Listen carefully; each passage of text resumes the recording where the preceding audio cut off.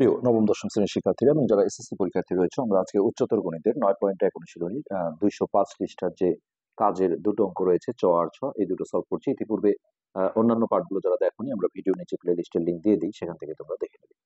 এখানে এরকম একটা মান দেওয়া আছে এবং এবিসি সমান 1 বলা হয়েছে। এখানে বলা হচ্ছে যে প্রমাণ করো যে x plus Y plus z সমান 0। তো আমরা চ নম্বরটায় আসছি। চ তো প্রথমেই আমাদের এই জিনিসটাকে একটা কে দিয়ে ধরে নিতে হবে। মনে করি যে কোনো অক্ষর দিয়ে আমরা ধরতে পারি। এই যে এইখানে দেওয়া ছিল এক্স এ সমান ওয়াই, এইখানে বি সমান, এইখানে জেড, এখানে দেওয়া আছে সি। এই পুরোটাকে আমরা দেখো কে ধরছি, অর্থাৎ এটা সমান ওকে, এটা সমান ওকে, এটা সমান ওকে। তো আমরা এখন একবার এটা সমান কে লিখবো। অতএব এটা সমান সমান কে। তো এইখান থেকে দেখো আমরা এই এই জায়গাটায় কিভাবে ভেঙে নিতে পারি। যেমন ঘনমূলগুলো যে থাকে, ধরো এখানে 8 আছে বা কোনো চলকও থাকতে পারে, এটাকে আমরা 1/3 পাওয়ার দিতে পারি। অর্থাৎ এইখানে যে পাওয়ারটা থাকে এটা কিছু নাই, মানে 1, এটা উপরে থাকে আর এই এই এই পাওয়ারটা নিচে আসে। তো এখানে আমরা যদি সেইভাবে ভাঙি, তাহলে এখানে একটা 1 আছে, কিছু নেই, তাহলে 1/x, এই পাওয়ারটা নিচে চলে আসে, সমান হচ্ছে কে। তো এই পাওয়ার আমরা দেখো এই পাওয়ারটাকে যদি ওই পাশে পাঠাই, এটা উল্টো হয়ে যায়। এখানে 1/x আছে, তাহলে এই পাশে গেলে x/1, আর নিচের 1 এর কোনো ভ্যালু নেই, সো a সমান আমরা বলবো k⁴x। একইভাবে এইটা সমান আমরা যদি লিখি যে এটা সমান কে, তো এইখান থেকে একইভাবে দেখো আমরা বি এটাকে লিখতে পারি 1/y সমান হচ্ছে কে।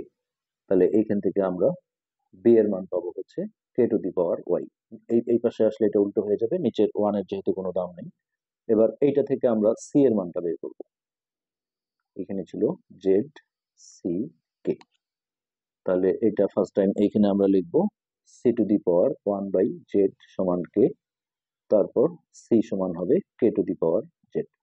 আচ্ছা, এবার আমাদের যেটা দেয়া ছিল এবিসি সমান 1 দেওয়া আছে, এবিসি সমান 1, এই জায়গায় আমরা দেখো এবিসির মানগুলো বসাবো। তো এর মান ছিল k⁴x ডট, বি এর মান ছিল k⁴y, আর সি এর মান ছিল k⁴z সমান 1।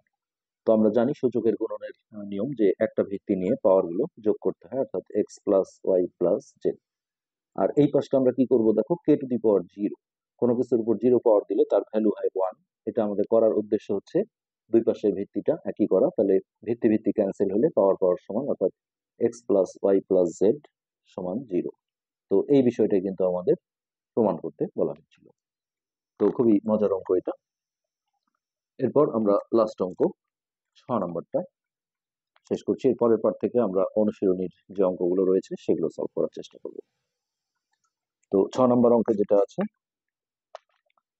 এখানে a⁴n ইন্টু a⁴n সমান a⁴mn হলে প্রমাণ করো যে এই জিনিসটা।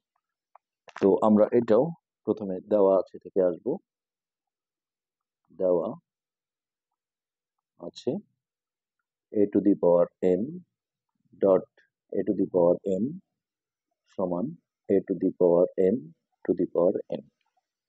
ওকে, আমরা এখানে গুণনের ক্ষেত্রে আমরা একটা ভিত্তি নিয়ে পাওয়ারটা যোগ করে দেবো, অর্থাৎ m প্লাস n, আর এটা পাওয়ারের উপর পাওয়ার থাকলে তোমরা জানো যে এটা গুণ হয় mn। এবার দুই পাশের ভিত্তিটা ক্যান্সেল করলে এখান থেকে আমরা দেখো m প্লাস n এর একটা মান পেয়ে যাচ্ছি, অর্থাৎ পাওয়ার পাওয়ার সমান mn। আচ্ছা, এবার আমাদের যেটা প্রমাণ করতে হবে, আমরা সেই লেফট হ্যান্ড সাইডটা নিয়ে কাজ করব। লেফট হ্যান্ড সাইডে ছিল দেখো m into n-2 plus m into n-2। এবার এগুলো আমরা গুণ করে দেবো, m দিয়ে এটাকে গুণ করলে এখানে হবে mn মাইনাস এটা হবে 2n প্লাস এটা হবে m স্কোয়ার, সরি এটা n ছিল, তাহলে এটা আবারও হবে mn প্লাস মাইনাসে মাইনাস 2n। তো দেখো এখানে mn যোগ করলে আমরা লিখতে পারি 2mn, আর এইখানে যে -2n আর -2n এই দুটো আমরা পাশাপাশি নিলাম, তাহলে এইখানে 2mn, এখান থেকে আমরা -2টা কমন নিলে এখানে থাকবে m, আর এটা মাইনাসের কারণে সাইনটা চেঞ্জ হয়ে প্লাস হয়ে যাবে। এবার এই জায়গায় আমরা m প্লাস n এর যে মানটা আমরা পেয়েছিলাম mn, সেটা আমরা বসিয়ে দেবো।